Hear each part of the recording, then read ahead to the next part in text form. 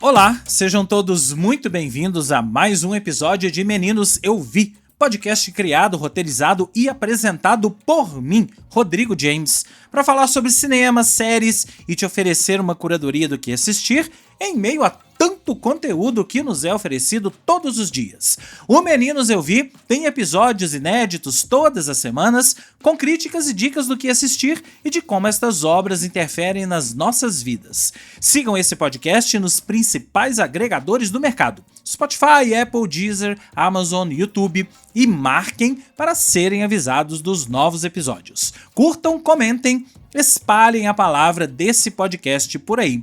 Para falar comigo, usem a caixa de comentários do Spotify ou me mandem uma mensagem diretamente através do site da minha produtora, o cotonizio.com.br, cotonizio com C e S, através das minhas social medias, @Rodrigo James no X, no Threads, no Instagram ou no Blue Sky, ou através do YouTube. Comentem aí no YouTube caso vocês estejam ouvindo esse episódio por essa plataforma.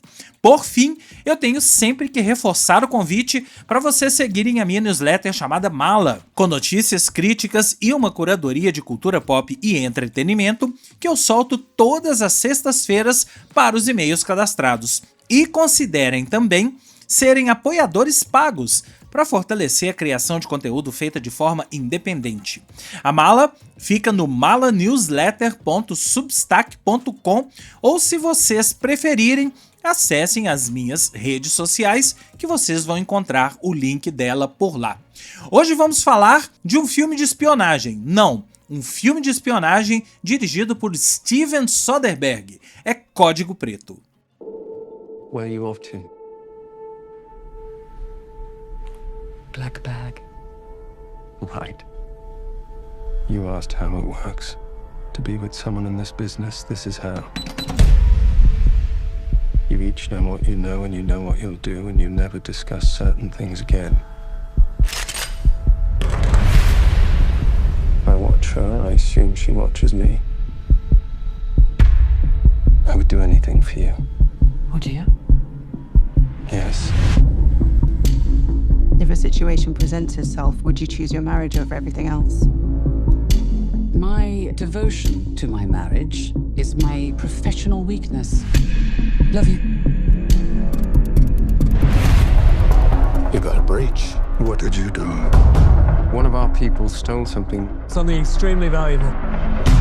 You cannot imagine the damage. Find the leak. How long do you think you'll need? Give me 2 weeks. Thousands of innocent people will die. Okay, 1 week. Who's the suspect? Your wife. Na busca por filmes, séries e dicas do que assistir, que eu sempre falo aqui no início do podcast, a gente fica às vezes procurando opções rebuscadas, opções que nos tragam um algo mais, opções artísticas, opções e opções. Mas às vezes, cá entre nós, tudo que a gente quer é diversão. Tudo que a gente quer é um bom filme de espionagem. Esse gênero ou esse subgênero do cinema, o filme de espionagem, esteve muito em voga em décadas passadas, talvez tenha caído num determinado desuso aí no início desse século, mas voltou com força total, principalmente depois que os streamings invadiram a nossa vida. É muito fácil você abrir a Netflix, você abrir o Prime Video ou qualquer streaming da sua preferência ou que você assine, não é? E encontrar um filme de espionagem com astros e estrelas da primeira grandeza ali ganhando o seu troquinho, vamos combinar, porque nem sempre é pelo lado artístico, é para faturar algum, ganhando o seu troquinho ali em troca de uma história de espionagem que nem sempre prestam. Por isso eu tô aqui para separar o joio do trigo para vocês, porque existem filmes de espionagem e filmes de espionagem, aqueles que a gente fala com a boca cheia, com gosto, que dá gosto de assistir. E quando eu fiquei sabendo que o Steven Soderbergh estava colocando na praça um filme de espionagem e com um elenco maravilhoso, que eu vou falar dele daqui a pouco para vocês, eu corri para assistir. Não porque é um filme de espionagem feito pelo Steven Soderbergh, porque ele juntou duas coisas que eu estava procurando e que na verdade são coisas que a gente procura, que eu tô falando aqui para vocês. Um bom filme de espionagem e um filme do Steven Soderbergh. Eu preciso fazer um parênteses para falar desse cara. Steven Soderbergh apareceu pro mundo lá na década de 80 com Sexo, Mentiras e Videotape, que ele ganhou Palma de Ouro em Cannes e por aí vai. E de lá pra cá, ele tem feito muita coisa. Não é um cara que acerta sempre, mas é um cara que não tem medo de errar. E isso eu acho uma característica, isso eu acho uma grande característica de um cineasta. Ele aposta em determinadas coisas, ele faz filmes comerciais, ele faz filmes artísticos, ele faz filmes que ninguém vai ver, ele experimenta tecnologias, ele não tem medo de fazer as coisas em prol do cinema. Se ele sempre acertou, se ele vai acertar, se ele vai errar, é outra situação. Mas é um cara que sempre que tá fazendo alguma coisa, eu paro e presto atenção. Se você pegar a filmografia do Steven Soderbergh, você vai encontrar títulos maravilhosos como Traffic, como Logan Lucky, que é um filme que eu adoro, a trilogia lá do 11 Homens do Segredo, 12 Homens do Segredo, 13 Homens do Segredo, você vai encontrar Solaris, você vai encontrar Erin Brockovich, você vai encontrar Contágio, você vai encontrar Terapia de Risco, você vai encontrar muitos filmes bons, mas você vai encontrar também uns Magic Mike que eu particularmente não gosto, aquele Behind the Candelabra, Minha Vida com Liberati, que vira e mexe está sendo exibido num canal aí da HBO, que eu acho mais ou menos. Você vai encontrar um Bubble, você vai encontrar Full Frontal, enfim, dá pra gente concluir que o Steven Soderbergh está sim procurando histórias para serem contadas, boas histórias para serem contadas, mas que é um cara que não vai sempre acertar, mas é um cara que dá sempre para apostar, assim como dá para apostar no roteirista desse filme, o David Koepp. David Koepp é um roteirista que já tem muitos serviços prestados ao cinema. É dele, por exemplo, o roteiro de Indiana Jones e o Reino da Caveira de Cristal, o último Indiana Jones também. É dele o roteiro de Jurassic Park. Só com Steven Spielberg ele fez Jurassic Park, ele fez Jurassic Park 2, ele fez A Guerra dos Mundos, ele fez um primeiro Missão Impossível com o Tom Cruise, ele fez o Homem-Aranha de 2002, ele fez A Múmia com o Tom Cruise, ele fez Anjos e Demônios. Então vocês viram que eu também já falei aqui vários filmes que você aí pode até achar, mas esse filme eu não gostei, mas não dá pra dizer que o David Koepp não seja, ele é uma espécie de um bom operário do roteiro, tá sempre a favor do entretenimento, sempre a favor de Hollywood, criando coisas que ele e os diretores com quem ele trabalha entendem por serem produtos adequados para aquele momento do cinema. E mesma coisa que eu falei do Soderbergh, ele acerta? Nem sempre, mas é um cara que dá para você parar e prestar atenção. E quando Steven Soderbergh e David Koepp se juntam, eu acho que dá pra gente pelo menos ir até o cinema assistir. E eu acho um momento muito curioso, porque nesse mês de março a gente tem dois filmes dessa dupla, esse Código Preto e um outro que é o Presença, que ainda vai estrear. Eu vou falar sobre ele na sequência. São dois filmes completamente diferentes, mas mostra que são caras que estão aí produzindo, estão fazendo as coisas. Aliás, o Soderbergh ele tem um lado de experimentar tecnologias. Ele já fez alguns filmes, por exemplo, utilizando iPhone. Se não me engano, são 2 filmes que ele fez utilizando um iPhone para poder filmar, mostrando que é possível você fazer um filme utilizando apenas um iPhone.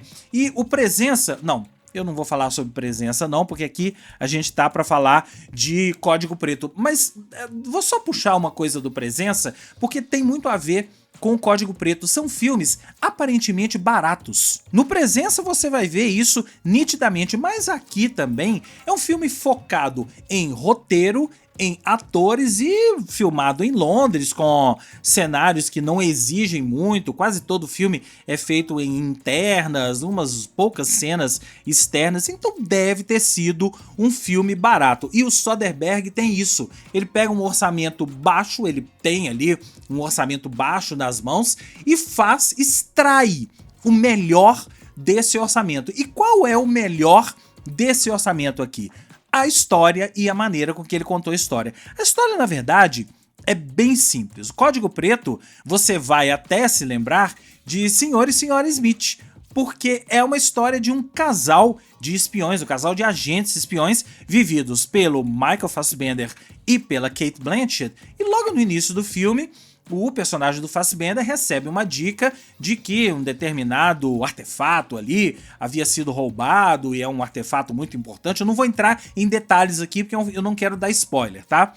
E ele recebe uma lista de pessoas, agentes ali da mesma companhia de espionagens que ele trabalha, que é uma companhia fictícia, se não me engano, que poderiam ser os espiões traidores, que estariam vendendo essa tecnologia. Dentre esses agentes está a sua esposa Catherine, personagem da Cate Blanchett. E daí ele parte para investigar e começa toda uma trama muito bem amarrada, cheia de idas e vindas, em que você desconfia e absolve todo mundo ao mesmo tempo. As pessoas podem ser culpadas ou inocentes, o espião pode estar ali na sua frente ou pode não estar. Será que é a mulher dele? Não é a mulher dele? Como ele vai descobrir isso?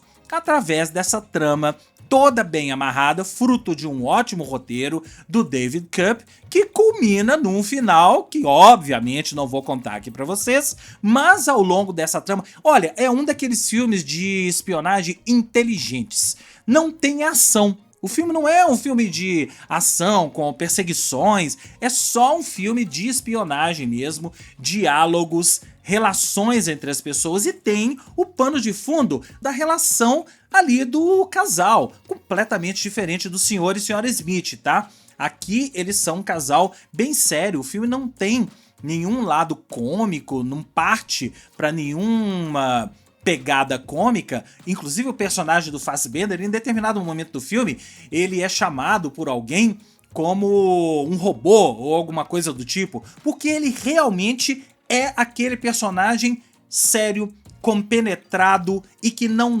transparece em momento algum, tirando um determinado momento que é chave pra gente entender a história. Ele não transparece em momento algum a emoção, o que ele tá pensando, qual é a estratégia dele. Você não sabe se ele realmente tá desconfiando da mulher ou se ele tá desconfiando de uma daquelas outras pessoas que estão ao seu redor. E logo que ele desconfia, isso não é spoiler, tá, gente? Isso é logo no início do filme. Ele chama todas as outras pessoas que poderiam estar, que estão na tal lista, para um jantar na casa dele. Fala com a mulher dele que sim, pode ter um espião, pode estar entre essas pessoas. Chama todas as pessoas ali para um jantar na casa dele para começar essa investigação. Quem são essas pessoas? São os outros atores, quase que todos os outros atores do filme, e isso é uma característica do Steven Soderbergh. Nesse filme aqui ele trabalhou com muito poucas pessoas, mas focou muito nos atores, nos personagens, na história e na maneira de contar a história. Tudo que um bom filme de espionagem e com história complicada precisa. E ele confiou nos atores, ele se deu bem ao confiar nos atores. Quem são os outros atores? O Tom Burke, que faz o papel do Freddy, a Marisa Abela, ela mesma, a Amy Winehouse da cinebiografia, do Back to Black, que faz a Clarissa, o Regé Jean Page, que faz o James Stokes, a Naomi Harris, que faz a Zoe Vaughn, e o Pierce Brosnan, que faz o Arthur Stiglitz, que é uma espécie de chefe ali da agência que eles trabalham. O filme é todo, tem outros personagens assim super secundários, mas são esses 7 personagens que fazem o filme. É nesses 7 personagens, nesses 7 atores, que a história se ancora. E são 7 ótimos atores, dá tranquilamente para você ancorar a sua história nesses personagens. Eu já falei do Fassbender, a Cate Blanchett é uma atriz que eu adoro, mas eu acho até que ela não tá naquele seu melhor papel, vai, é uma atriz já premiada com o Oscar, nem acho que ela tá aqui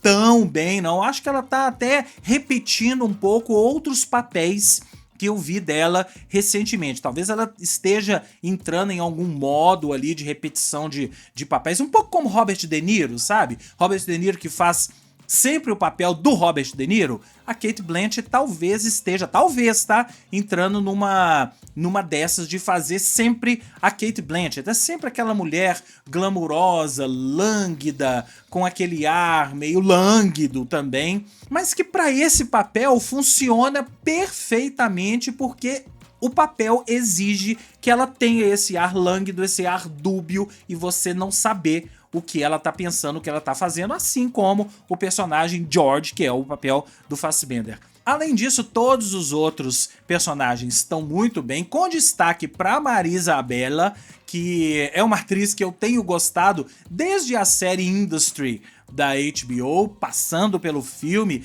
da Amy Winehouse, que é um filme que eu não gostei, mas ela é o filme, e aqui ela é uma espécie de alívio cômico. Não, ela não é a humorista do filme, ela não fica fazendo piadinhas, mas é aquela personagem que sempre que aparece você respira um pouco. E não posso deixar também de louvar Pierce Brosnan de volta a um filme de espionagem. Pierce Brosnan, que já foi o nosso querido James Bond, está aqui de volta a um filme de espionagem. Eu acho que ele não tinha feito nenhum filme de espionagem desde então e tá aqui com aquele jeitão de James Bond mais velho, menos fanfarrão, dando muita conta do recado. Eu não vou entrar aqui nos pormenores da história, que é uma história que às vezes te confunde de propósito, às vezes te explica na verdade muito pouco, vai. Ela vai explicar só no final, o final é explicado de uma forma muito inteligente, até a gente saber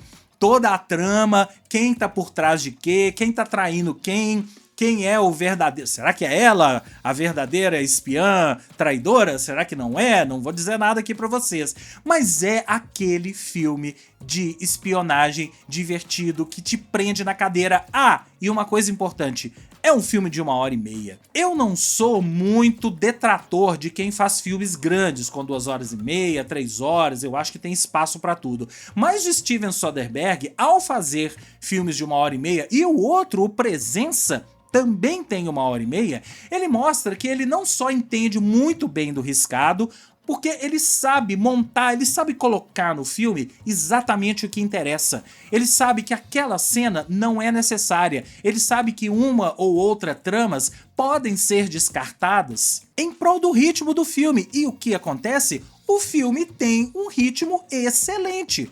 Obra de um grande diretor que tem muitos serviços prestados e que experimenta formatos, experimenta gêneros, não tem medo de fazer comédia, de fazer drama, de fazer suspense e de fazer um filme de espionagem muito bem feito como esse Código Preto. Não deixem de assistir, vocês vão se divertir muito, é uma grande surpresa desse início de ano e de um diretor que eu particularmente sempre paro para prestar atenção e eu convido vocês, sempre que vocês virem esse nomezinho, Steven Soderbergh, pare para prestar atenção no que ele tá fazendo. Eu dou 4 estrelas para Código Preto e eu queria ouvir o que você achou. Você gostou de Código Preto? Gostou do final do filme? Da solução? Gostou do roteiro? Conta para mim que eu quero saber.